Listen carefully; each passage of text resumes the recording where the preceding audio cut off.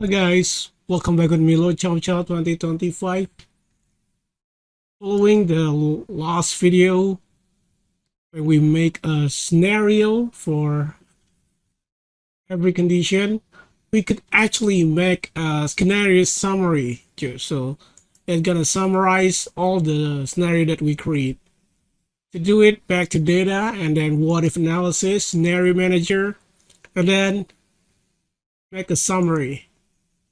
Not the result cell. Result cells is the cell that it's gonna generate by all the scenario that we create. So in this case, it's the total here, total power, and then sounds okay, and then the scenario will be created. But this thing is hard to read and hard to understand because it's just referred to numbers. So to fix this, you need to first define every single cell that are included in the scenario summary and also the results. So to do that, you just go to formula and define name like this. You could name it food Zhang. And for this, you could define Archer, Zhang, and so forth. And also don't forget to name this thing too as the result or the total power or whatever you want to show. And this is how the result is already create through name manager. And then we're going to make a new scenario summary.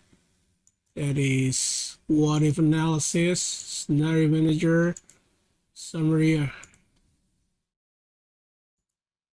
This is the result now. All the scenario that we create. It's a good summary. If we have entered the value, it's also going to show up. For now, we don't do anything. Okay, anyway, guys, it's this scenario summary. Hope it helped you.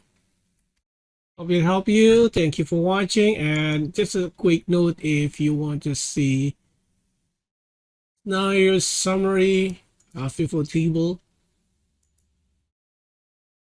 it's just gonna show you every single summary for the FIFO table. So like this. It's work like a FIFO table, but it not contain any detail, just a scenario. That's it for scenario summary manager tutorial about to make a scenario summary. Thank you for watching and have a nice day.